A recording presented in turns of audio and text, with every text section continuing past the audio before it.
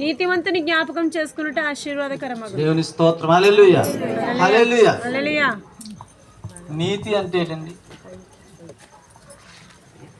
నీతి అంటే వెళ్ళేవాళ్ళు కాదు. నీతి అంటే పరిశుద్ధత. నీతి అంటే ఏంటండి? నీతి అంటే 10 ఆజ్ఞలు. నీతి అంటే 10 ఆజ్ఞలు. 10 ఆజ్ఞలు మరి అందరికీ వచ్చని నేను అనుకుంటున్నాను. మరొకసారి నేను రిపీట్ చేస్తానండి. నేను తప్ప వేరొక దేవుడు నీకుండదు. నీ దేవుడైన యెహోవాను నేనే. నేనే తప్ప వేరొక దేవుడు నీకు ఉండకూడదు. పైన ఆకాశం అందే గాని, కింద భూమి అందే గాని, భూమి కింద ఉన్న నీళ్ల ఎందే గాని, ముందు దేని రూపమునైనను విగ్రహమునైనను నీవు చేసుకొనకూడదు. వాటికి పూజింపకూడదు, వాటికి సాగిల పడకూడదు. దేవుని స్తోత్రం. హల్లెలూయా, హల్లెలూయా. యెహోవా నామమును వ్యర్థముగా ఉచ్చరింపకూడదు. విశ్రాంతి దినమును పరిశుద్ధంగా ఆచరించుకొనుటకు నీవు జ్ఞాపకం ఉంచుకొనుము. నీ దేవుడైన యెహోవా నీకు అనుగ్రహించే దేశములో నీవు దీర్ఘాయుష్మంతుడగునట్లు నీ తల్లిని సన్మానించుము. నరహత్య చేయకూడదు, వ్యభిచరింపకూడదు, దొంగిలింపకూడదు, నీ పొరుగువానిది ఏది నీవు ఆశింపకూడదు, నీ పొరుగువాని మీద అబద్ధ సాక్ష్యము పలుకకూడదు. నీ పొరుగువాని ఇల్లైనను, నీ పొరుగువాని ఎద్దైనను, నీ గాడిదైనను, భార్య అయినను, నీ దాసి అయినను, నీ పొరుగువాని దగ్గర దేనినైనా నీవు ఆశింపకూడదని చెప్పిన. దేవుని స్తోత్రం. హల్లెలూయా, హల్లెలూయా.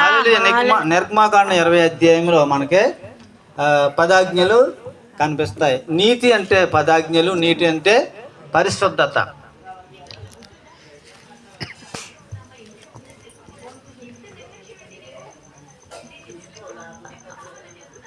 పరిశుద్ధత అంటే మొన్న మరి దైవజనులు చెప్పారండి.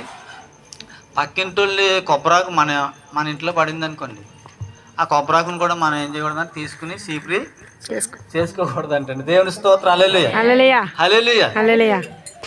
మనం షాప్ దగ్గరికి వెళ్ళి కూరగాయలు కొంటాం కదా. కూరగాయలు కొన్నప్పుడు 1/2 కేజీ కూరగాయలు కొంటాం కదా.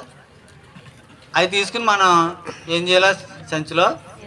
అది కాకుండా మళ్ళీ ఏం చేస్తాం మనం? కొసరు కూడా అడగకూడదు. దేవుని స్తోత్రం. హల్లెలూయా, హల్లెలూయా. మనం అంత పరిశుద్ధంగా ఉండాలని దేవుని వాక్యము సెలవిస్తుంది. కీర్తనల గ్రంథము 128 అధ్యాయము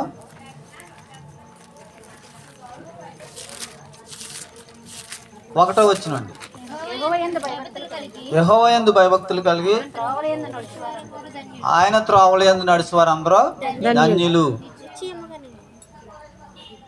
ఆయన త్రోవల యందు నడుచువారు అందరూ ధన్యులు. యెహోవా యందు భయభక్తులు కలిగి ఆయన త్రోవల యందు నడుచువారు అందరూ ధన్యులు. అంటే నీతి మార్గం. ఏ మార్గం అండి? మనం ఏ మార్గంలో నడుచుకోవాలండి? నీతి మార్గంలో నడుచుకోవాలి. మరి మనం నీతి తప్పొచ్చా? తప్పొచ్చా నీతి? అసలు నీతి మార్గం అంటే ఏంటి? దుర్నీతి మార్గం అంటే ఏంటండి? నీతి మార్గం అంటే పరిశుద్ధమైన మార్గంలో మనము నడటము. ఆ దుర్నీతి మార్గం అంటే నీతి తప్పడమే.